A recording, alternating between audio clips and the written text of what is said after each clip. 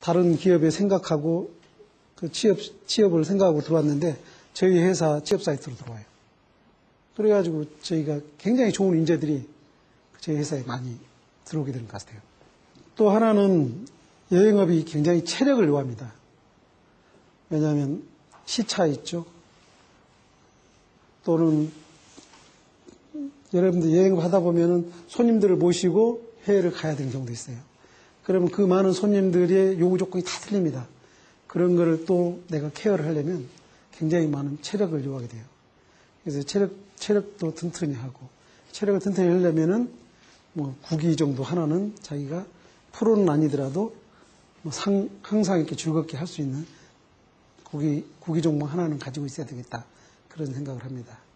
아무튼 이런 기회를 비해서 여행 산업에 대해서 또 한번 생각할 수 있는 기회가 됐으면 좋겠고요. 또 여러분들이 취업을 할 때 항상 제 회사뿐만 아니라 앞으로 선진국 산업이 관광 산업이라는 그런 인식을 한 번 정도 해주셨으면 좋겠다. 인류가 존재하는 한 이 여행업은 항상 존재합니다. 특히 요즘에 취업을 했어도 40대의 명태를 생각하는 그런 기업이 굉장히 많죠.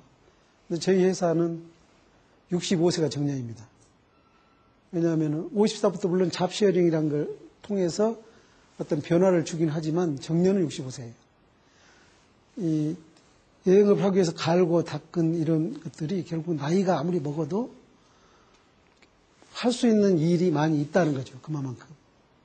대학 교수들이 은퇴해가지고 실제로 현지에서 가이드를 하고 있는 그런 모습을 선진국하고 굉장히 많이 봅니다. 자기가 주특기가 있으니까. 마찬가지로 저희 회사 혹시 여러분들이 오시게 되면 65세까지는 걱정 없이 일을 할 수 있는 회사라는 거. 이 자리를 들어서 말씀드리고요. 아무튼 여러분들 가정에 항상 충만한 행복이 깃드시길 빌겠습니다. 감사합니다.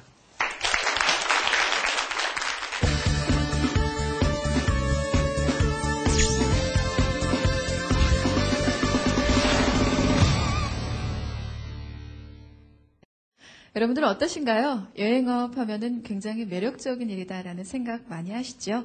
자, 지금부터는 질의응답 시간을 갖도록 하겠습니다. 강연 들으시면서 궁금해하셨던 점들을 손을 들어주십시오. 발표하실 수 있는 기회를 드리겠습니다. 네, 제가 드리고 싶은 질문은요. 저는 이제 영어과에 재학 중이고 외국에 이제 몇 번 나갔다 오면서 느낀 건데 과연 우리나라 내부에 여행업의 발전 가능성이 있을까 좀 많이 궁금했습니다. 그래서 대표님께서는 여행업의 발전 가능성에 대해서 어떻게 생각하시는지 여쭤보고 싶습니다. 뭐 역사적인 얘기, 경복궁이랄지 또 우리가 가지고 있는 어떤 자원을 얘기하기에는 사실 세계적으로 좀 부족하죠. 그만큼 저희가 여행을 하기가 또 힘들다고 얘기할 수도 있습니다. 유럽 같은 경우에는 뭐 2000년 전, 프라하만 가도 기원전에 있었던 그 건물, 다리, 도로, 그런 게 지금도 있습니다. 그런데 저희가 고작 해야 목조 건물이기 때문에 400~500년, 뭐 이런 게 다거든요. 중국의 자금성을 보고 우리 경복궁을 봤을 때 오는 느낌. 그래서 사실 우리나라 관광 인프라가 없다. 그런 얘기를 많이 하는데 저는 그렇게 생각지 않습니다. 우리나라도 이제 인프라를 만들어 가야만. 캐나다의 그 태양의 서커스라고 서커스 많이 하죠. 우리나라에서도 쾌담이다 해서 뭐 많이 들어왔잖아요. 들어와서 하는데 그 내용을 보면은 사실 우리나라 서커스보다 제가 볼 땐 못해요. 나머지 무대장치거든요. 그럼 우리도 얼마든지 그보다 더 좋은 서커스도 만들어낼 수 있고 실제로 오페라하우스보다 더 좋은 경관을 가진 오페라하우스도 만들어낼 수 있어요. 시드니보다. 그런 우리가 어떤 문화를 컨텐츠를 만들어 간다면 우리나라도 충분히 승산있다고 저는 생각합니다. 네, 답변 감사드립니다. 자, 그럼 계속해서 다음 질문을 받도록 하겠습니다. 자, 맨 앞쪽에 계신 남학생분께 기회를 드리죠. 네, 안녕하십니까. 강의 잘 들었습니다. 저는 워싱턴 대학교에서 산업공학을 공부하고 있는 이대영이라고 합니다. 저도 마지막 목표가 저의 사업을 하고 싶은 마음이 있는데요. 지금 권희석 대표님처럼 훌륭한 사업가가 되기 위해서 기본적으로 어떠한 자질을 갖춰야 되며 또 그 당시 사업을 시작하실 때 어떤 어려움이라든지 아니면 어떤 마음가짐을 갖고 출발하셨는지 참 궁금합니다. 네, 정말 좋은 질문을 하셨는데요. 제가 오늘 학생이 질문 안 했으면 아마 다시 마무리를 좀 하려고 했었습니다.